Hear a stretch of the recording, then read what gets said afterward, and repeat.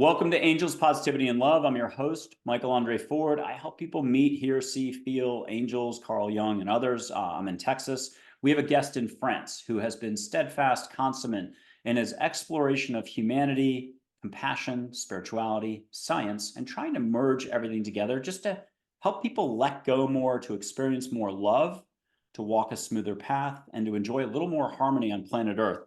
I'm going to have to mention some of his background. I could spend 40 minutes on his background. He is a polymath, super amount of knowledge, super number of titles, books, papers published. He started off as a merchant banker at one point, transitioned into a teacher of philosophy and modern languages at Winchester College. He's director of the Scientific and Medical Network. He's a chairman at the Galileo Commission.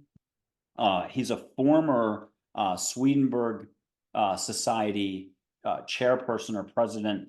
I could keep going on and on and on, but he is a major figure. He calls himself a spiritual activist. I'll simply say he is here to drive more awareness into the science community, the scientific community, and other communities as well to help people appreciate what's already right in front of them. This is David Lorimer in France. I'm super thankful to have him on Angels, Positivity, and Love. David, welcome to the show. Well, thank you. Thank you very much for that fulsome introduction. Could you share with us at what point, was it during the merchant banking experience, that you got maybe dissatisfied with what you were doing every day and something happened that your curiosity got aroused? Was it earlier? Was it later? How did you stumble onto Swedenborg, spirituality, the universe, consciousness, compassion?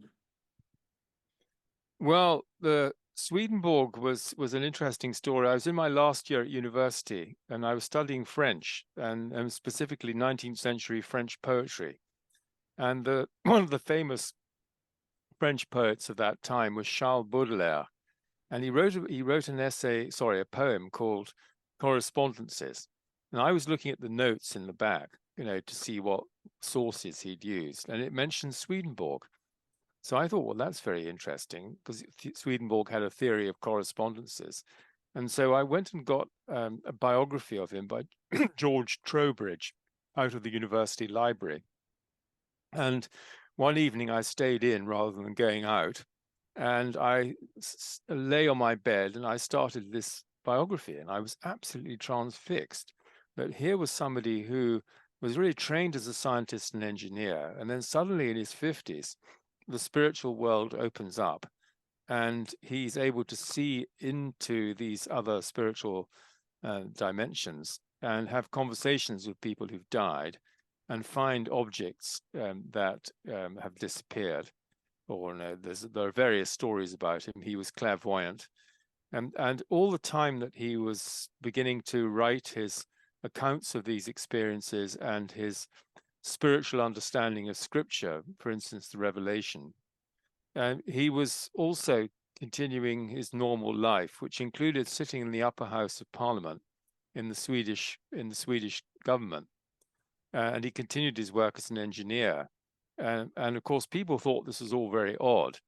And specifically Kant, the philosopher, because Kant sent his own private investigator to see whether the experiences reported about Swedenborg were actually true.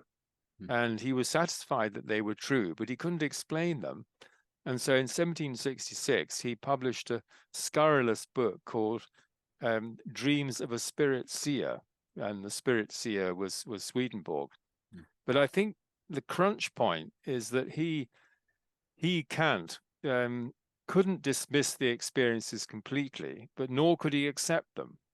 And if he accepted them, he'd probably lose his academic credibility. And that's something that's gone on since that time. And it's one of the reasons why academics and scientists are very fearful about speaking about non-ordinary experiences, spiritual experiences and psychic experiences, because they might lose their credibility, their position, their funding, their friendships, and so on. But I think we need to have much more courage in, as it were, coming out in this respect. So that's how I found out about Swedenborg. And then when I moved to London in 1976, I joined the council.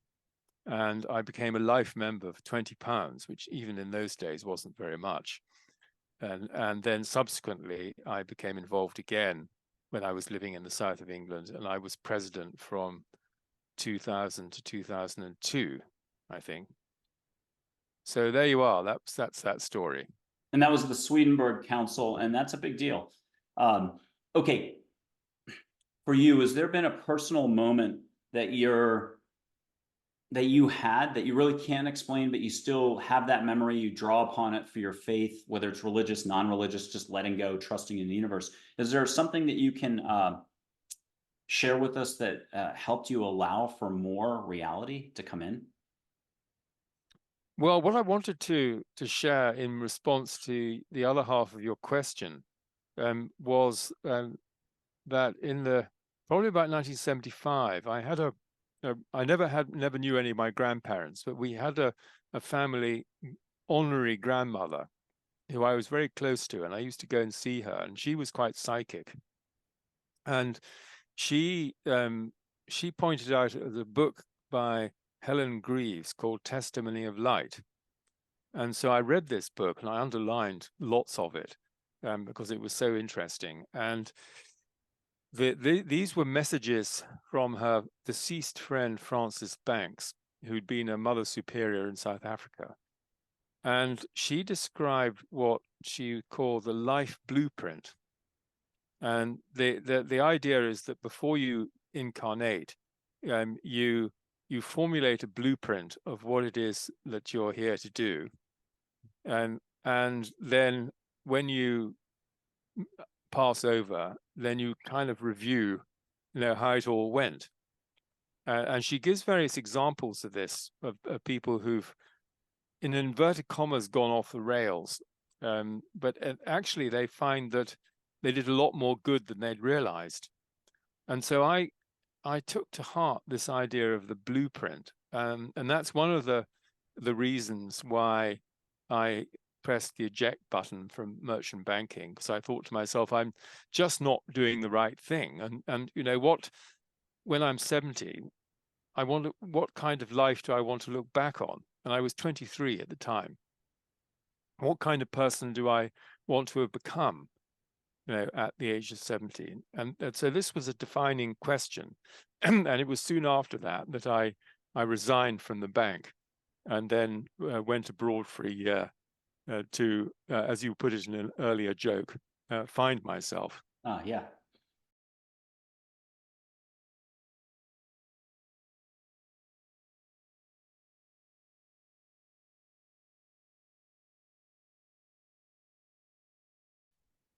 Yeah, so that was what I then did. Was in 1976. I went abroad for a year, and I'd already got a place at Cambridge to do the education course in 77, 78.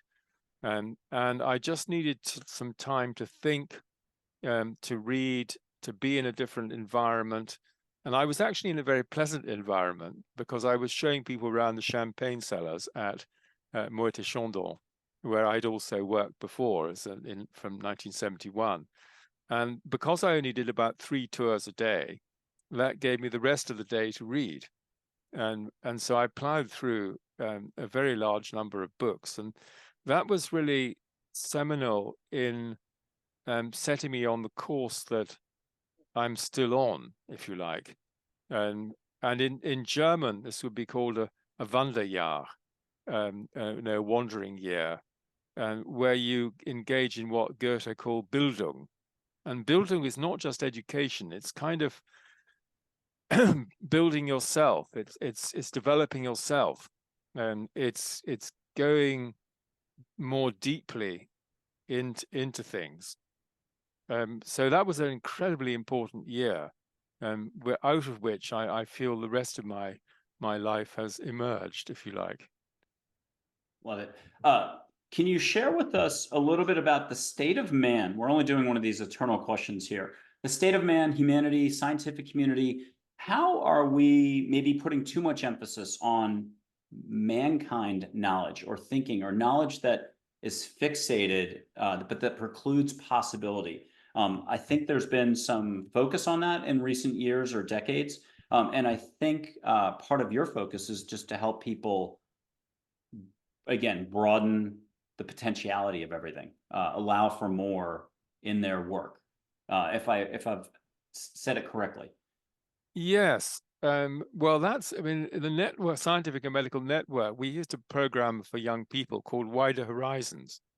And that's really what it's about, wider horizons and greater depth.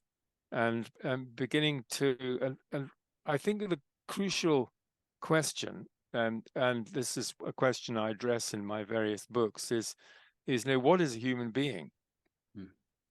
And your answer to this question couldn't be more important, because either there is or isn't a spiritual component, and where what's developing at the moment is transhumanism and posthumanism, which are informed by the view that humans are really hackable animals or biochemical machines. Those are different metaphors, of course. And so the machine metaphor, the mechanistic metaphor, has dominated science, and particularly biology, since the 17th century. And so and this is translated. I mean, Descartes thought that animals were automata. Now, a lot of scientists think that we're automata. We've got no free will. We're really biological machines. And in that case, we're flawed, and we need to be upgraded with various technical implants and enhancements. And so here you're moving towards a merging of the human and the machine, which I don't think is what humanity is about at all.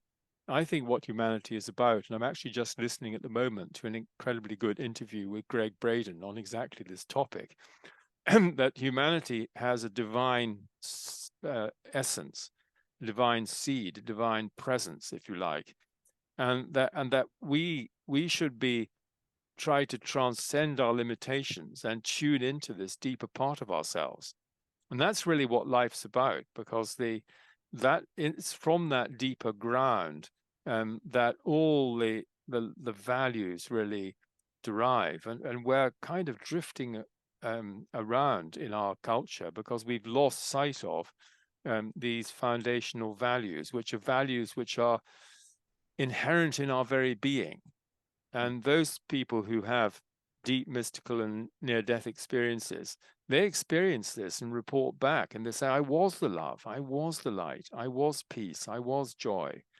And that brings about a transformation, so that the person they are, or the person they become after their experience, is a radical break from the person they were before. So I think we're in quite a precarious position, but a lot of my work, as you say, in Scientific and Medical Network and the Galileo Commission, is dedicated towards expanding and deepening this view of the human, so that we don't outsource our humanity to technology.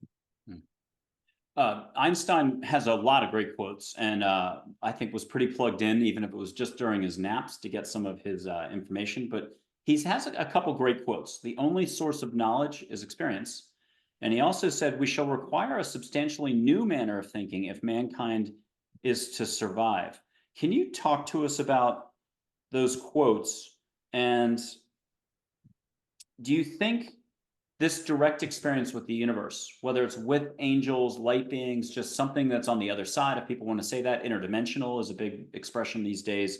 Do you think the direct experience thing can ever budge, supplant this amazing amount of thinking, logos, rationale, reason that may not be as permanent as we think, or fixed or accurate? I don't know how to say it otherwise, but you get what the drift is. Yes, well, I think the important thing is the experience, is the direct experience, because with Marjorie Woolacott, who's a retired neuroscientist from the University of Oregon, we edited a book a couple of years ago called Spiritual Awakenings. And we had contributions, short contributions, so it's easy to read, from 57 academics and scientists, 55 of which had PhDs. And they talked about the critical spiritual experience or transformative process, which metamorphosed their worldview away from what they were trained in, which is scientific materialism.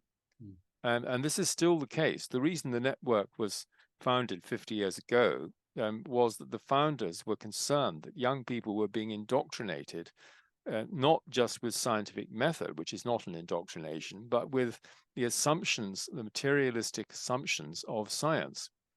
And where conventional science is still hugely dominated by these materialistic presuppositions. And one of these, importantly, is that the brain produces the mind, or the brain generates consciousness.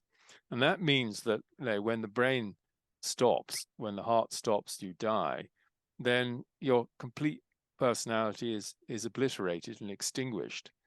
Whereas if the brain, like William James suggested, is a kind of filter, then it's quite probable that death is a transition to a different form of being, a different state of consciousness, rather than being an extinction of consciousness. So this is very, very important because and I've written a book on the implications of the life review, and the metaphysical basis of that is that we are all one mind, we are all one consciousness, we're all one life. And so we can't just detach ourselves and treat other people inhumanely without actually harming ourselves. Love it. And when you mentioned Marjorie, she'll be a guest on the show. I have not yet met her or taken any steps with her. A lot of the guests do before and after the show. Very much looking forward to meeting her. And I would mention Dr. Eben Alexander. He mentioned scientific materialism in his interview in the fall. And also when he was with Karen Newell, they both came on individually and they came on together. So 3 times they do. I know Eben quite well. Yeah. And we have an annual conference called Beyond the Brain. And it's now online, but one of the last live ones, Eben and Karen came to that in London, and I have a strong feeling of connection with him, and I think his kind of conversion, if I can put it that way, from scientific materialism is a kind of textbook case of someone who had the orthodox view up until the time that he had a life-changing experience. And so I think we need, as Einstein suggested, we need to pay attention to experience. He also stressed the importance of imagination, of intuition and imagination, and all creativity, all creative ideas emerge from that. They come from somewhere else. They come from another realm, as it were. They come from the depths. And my friend Ian McGilchrist, who is one of the most important thinkers in the world today, he talks about different avenues to truth, of which imagination and intuition are important faculties, besides reason, which is the third main one, which is what's mainly used in science. And I've invited Ian on the show, but I got a no on that one. Give me a couple of years and we'll see. Okay, here's another quote for you. This is from Karl Hammerschlag, who has since passed over, but who authored The Theft of the Spirit. He was first a doctor out of Yale, again, very rigid, knew everything he needed to know about healing, got to a Indian reservation working for the U.S. government's agency that handles hospitals on the reservation. People would only go there to die. And he started to figure out that maybe medicine wasn't quite where it was at. A Native American medicine man took him under his wing. Later, he became a psychotherapist and he would teach everything that he had learned to everybody. And he learned that there was just something bigger. And I think this quote goes to the kind of crux of, if you're strictly a scientist, you're only going to observe. You're not going to ever experience. If you have to be sure about what you're experiencing in the moment, you will always subordinate the reality of the present to the certainties of the past. Karl Hammerschlag. And so there's a tremendous, and I saw this as a publicist for 18 years, there's a lot of reporters that have to stay in their eye, or podcast show hosts on paranormal or spiritual or other industry or topics out there. They believe they need to remain detached to be a good show host or a good reporter or a good scientist. You have to not get in there and experience anything. Can you talk to us about how that's been a factor as everything you've been talking about? Yes, well, obviously there's a sharp distinction is made between the inner and the outer. between matter and mind. And this is exactly what Carl Jung was calling into question with his notion of synchronicity. And as it happens, we are putting together a volume on synchronicity, to be in the same series as the one I was mentioning just now on spiritual awakenings.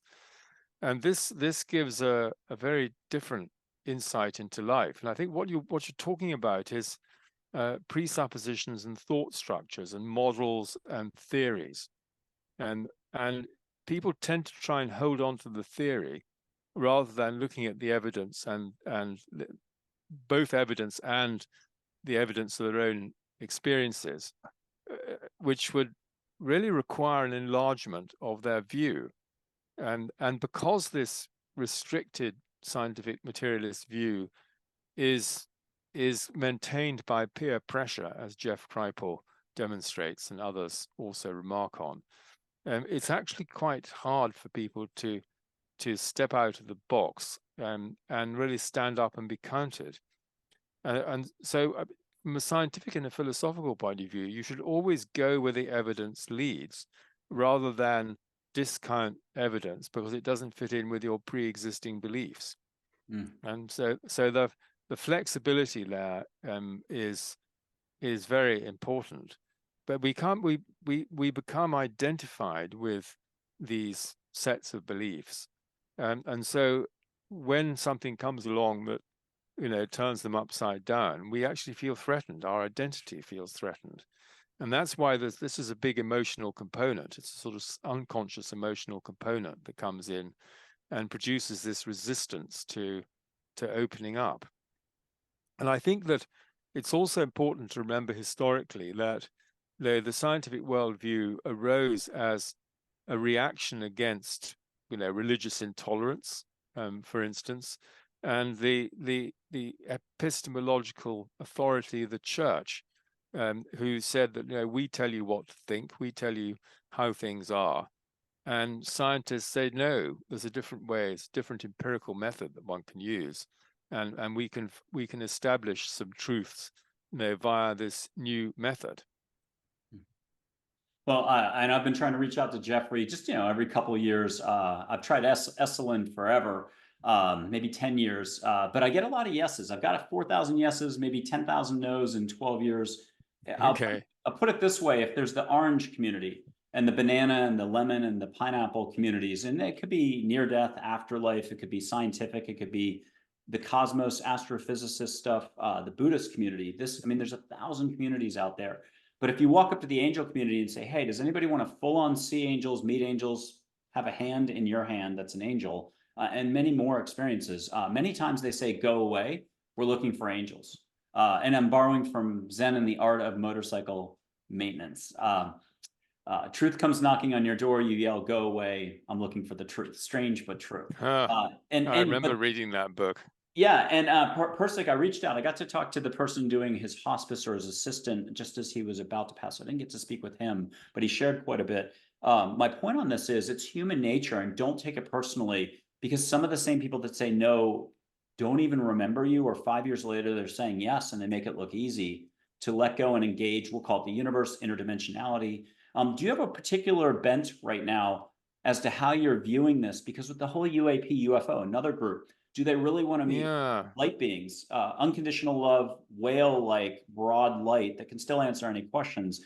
Are you switching to more interdimensionality as the way you talk about this versus the afterlife, the other side? How are you handling how you describe all this? Is it shifted? Yes. No, I think the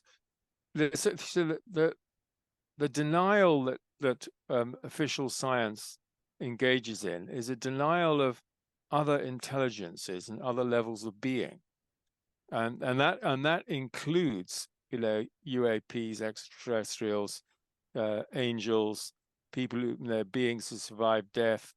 There's a multiple layering here, or different. We're talking about different kinds of intelligences, and well, only humans have this intelligence, and that's so obviously, for anybody who's even just touched on the evidence, that's so obviously not true, that we aren't alone, and I think this, I mentioned the Pyramid Code, which is a book I've just finished today.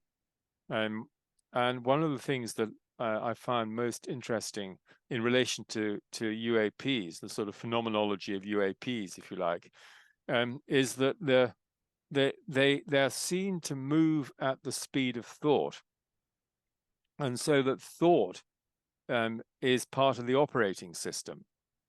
And what I loved was when I read that there's a kind of fail-safe measure, that if your consciousness is insufficiently developed, then you can't interact with the craft. It just doesn't work. And if we had a system in the world where dangerous people were kind of disabled in terms of their power, we might have fewer problems. And so I think that and of course it has to do also with human capacities, that we have hidden capacities that only comparatively few people developed. I mean, I listened to Michael Murphy being interviewed a few months ago, and he was talking about, he has this huge book called The Future of the Body, which I reviewed 30 years ago. And in fact, it was really about the future of consciousness. It was the future of human capacities. My friend Michael Grosso, he's very similar. I've just reviewed a new book of his called The Smile of the Universe. So we have these hidden capacities, psychic and spiritual capacities, which really can broaden and deepen our understanding in the way that you suggest. So I think what's interesting is, I think this whole field is opening up, and my friend Jim Garrison from Bicester University, he's in the forefront of this, and the UAP disclosure, and they're already combating Department of Defense misinformation, where they come out with a report that's manifestly false, just to mislead people to thinking, well, there's nothing in it. And I think another interesting thing is, which I heard on another interview recently, is that there's an interaction between the Department of Defense and Hollywood, and so they kind of commission films that make it look as if they're out to get us, and it's got a Star Wars scenario, when in fact a lot of the evidence suggests that most, if not vast majority of these beings are benign, and they're here to instruct us. And the two things, Caroline Mace was talking about this at our Mystics and Scientists conference last weekend. Their two key messages are: you have to look after the Earth, and you have to get rid of nuclear weapons, because we can't have you destroying yourselves, because that will upset, that will provide a sort of galactic event, not just an Earth extinction event. But I think we're in an incredibly volatile situation at the moment, with madmen in charge of US foreign policy, and people informed by Armageddon who think, just bring it on, let's have total destruction. I mean, come on, we've got to recover our sanity, for God's sake. And I went to Middlebury College after 4 years at Phillips Academy, Andover, in the 80s. So I guess I graduated in 1990, but I thought the late 80s was the most amount of ideology I'd ever see, where by that I mean group think. If you didn't think a certain way, you would get a lower grade.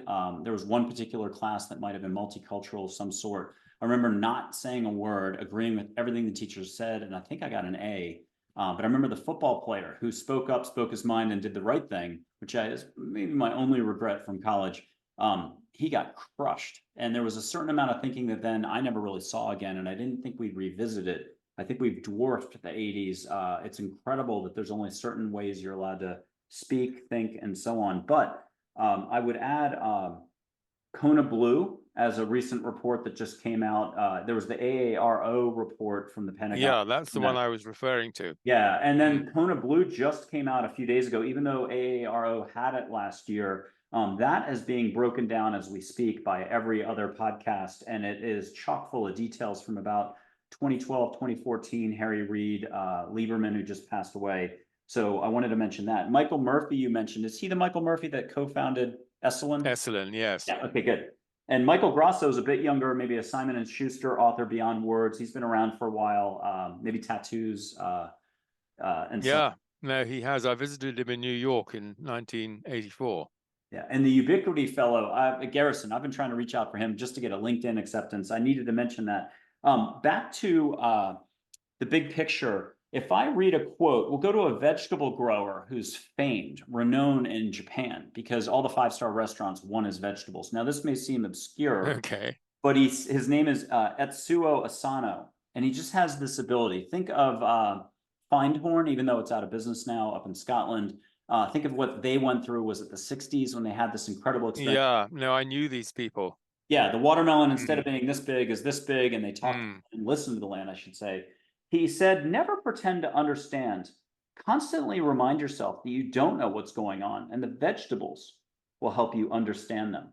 And I thought that was very relevant. Ah, And ah, Winnie the Pooh says it because it's everything is our instruction, whether it's this level, that level, left, right, from India, to this and that philosophy.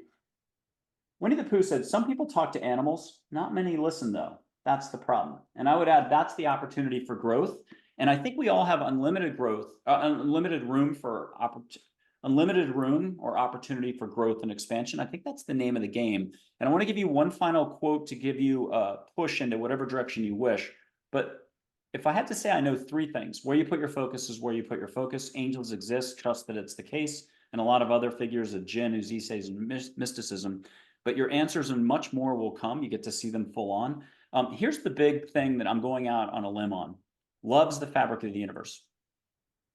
And that's been told to me directly. I believe it. I think everything is love. And I'll do another, love isn't everything. Open your eyes to see love. I think it was Big Mary who said that.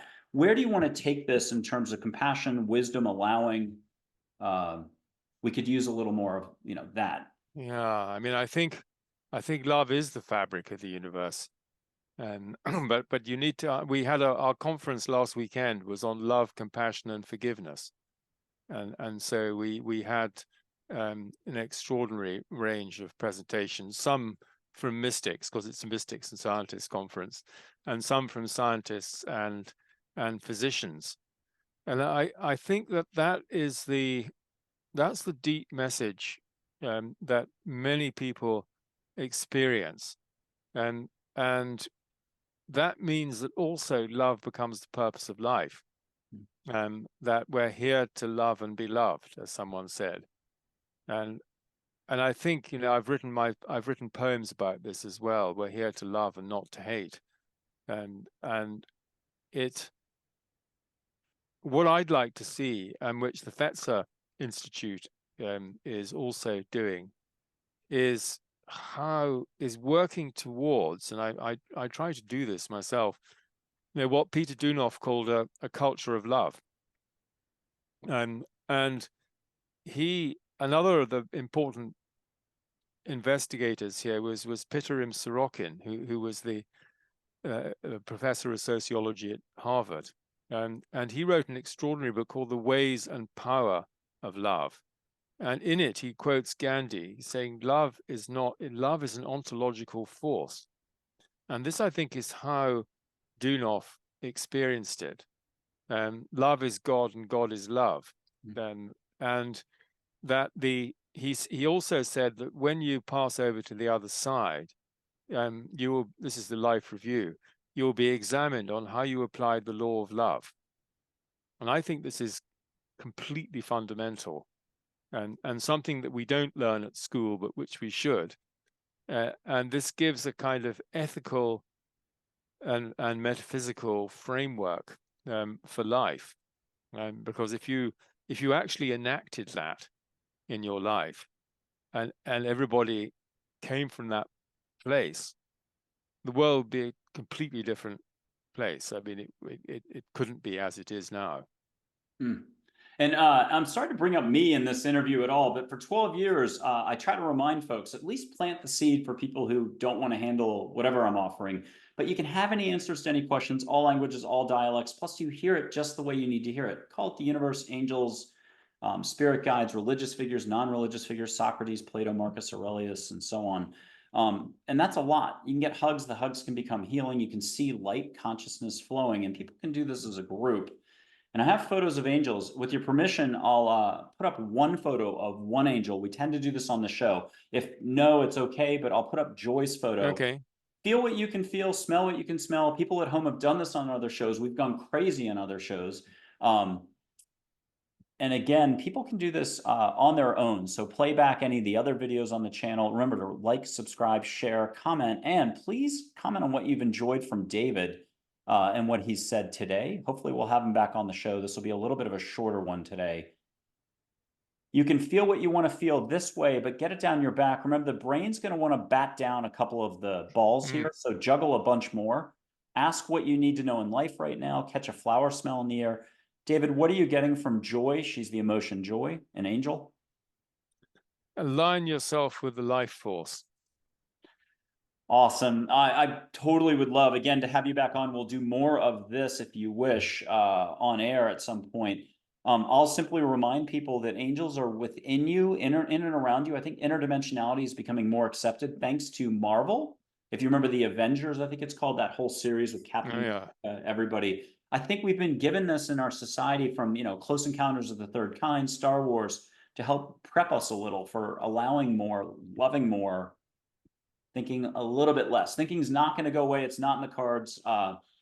Can you talk to us again about this dynamic? And do you have a personal experience you just can't chalk off to an accident? It was serendipity. It was synchronicity. It was meant to be. You clearly feel like it was a wind in your sails to keep you going for another decade on your path. Well, I have had a few experiences of divine love. So I know what that feels like, which is a very powerful and short but powerful infusion. And I never had, a full-blown mystical experience, but I live my life on that basis, i.e., that there is one life, there is one mind, there is one consciousness, and that we're here to look after each other. But I think the most unexpected one was when I was listening to Albert Schweitzer playing the Dorian Fugue.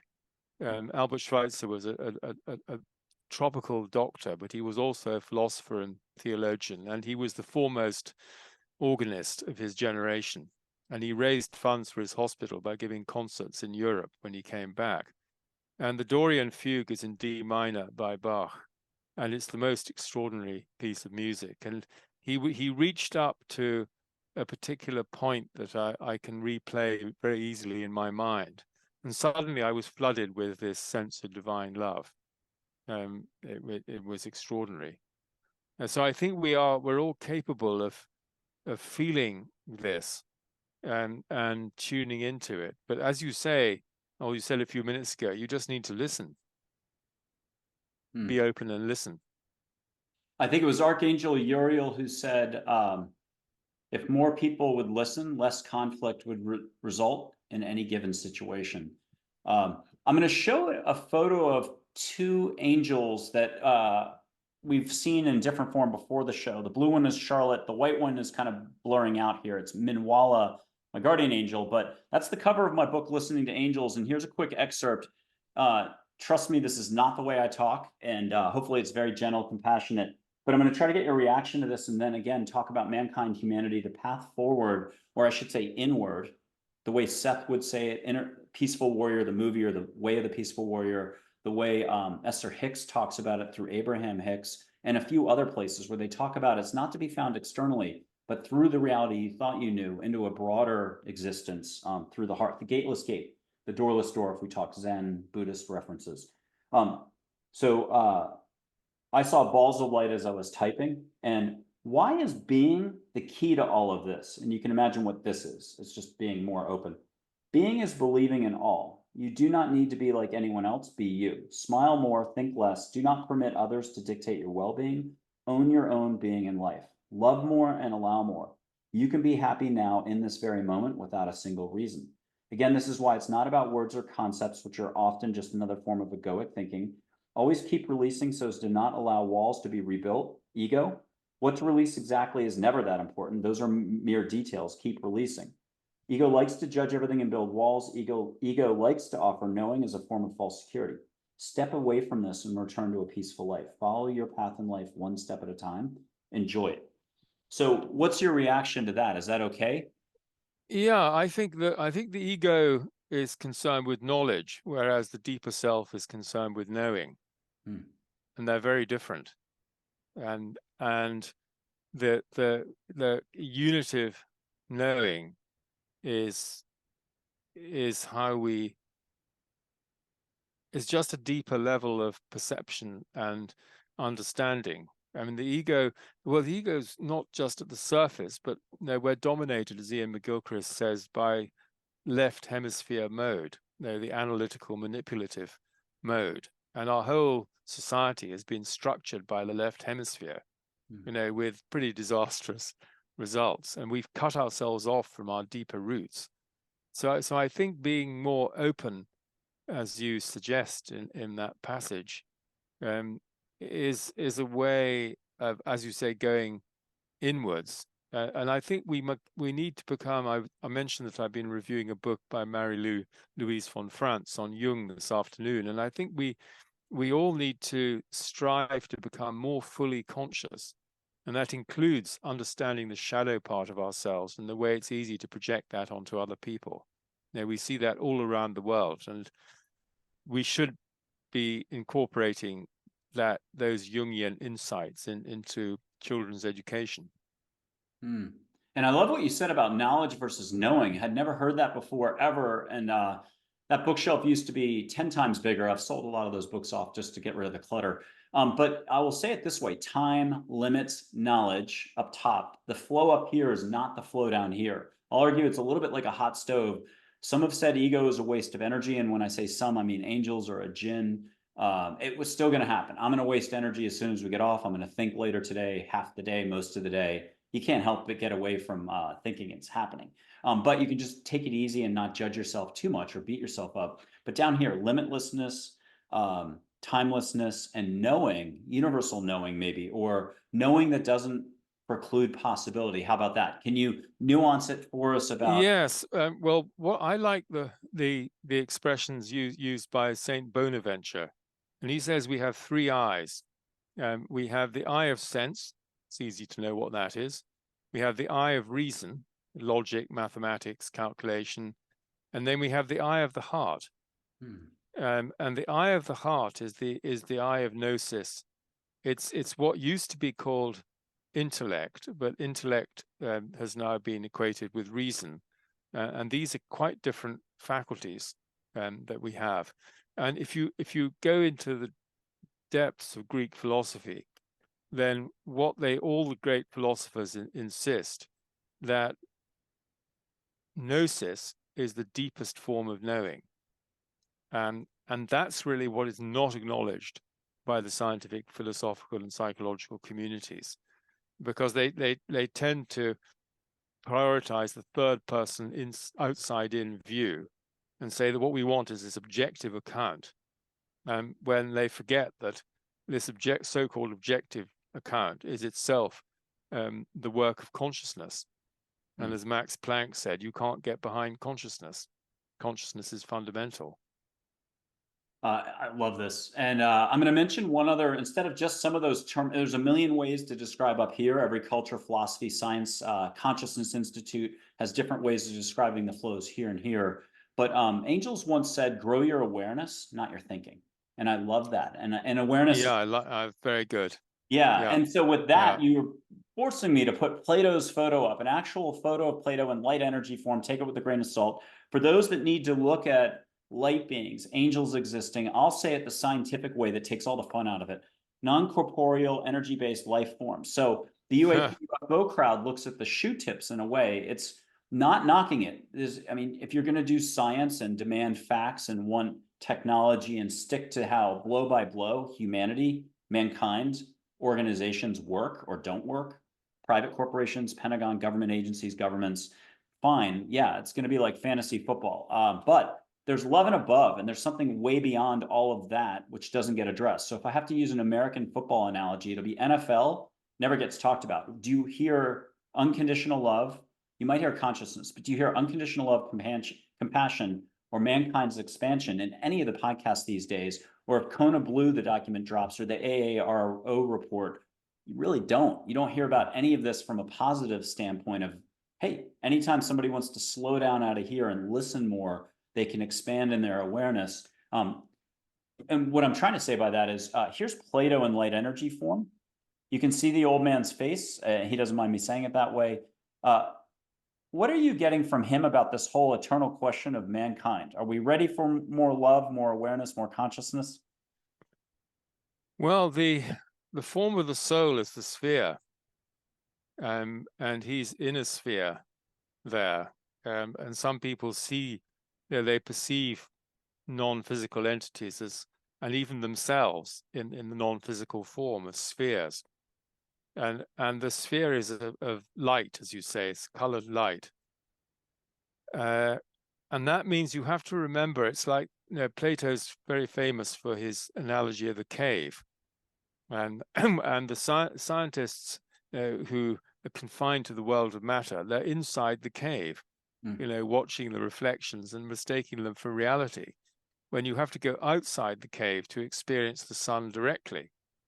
And so I think that was really that was the underlying curriculum, if you like, of the Greek education, which was all about developing human capacity as well as knowledge. And that's really what any education should be about. It should be about developing your capacity and understanding, not jam-packing you with a whole lot of facts. Well, I love that metaphor because I don't know if people remember, there's a prisoner who escapes, gets out into the light. He gets out of the cave, breaks his chain, realizes the setup. Then he gets outside, sees how big the world is, the light, gets blinded, goes back in and tries to tell somebody, hey, let's get out of here. And they kill him. And I can tell you that I've been bloodied for 10,000 no's, which I have appreciated, everyone. It's got me a better sense of humor.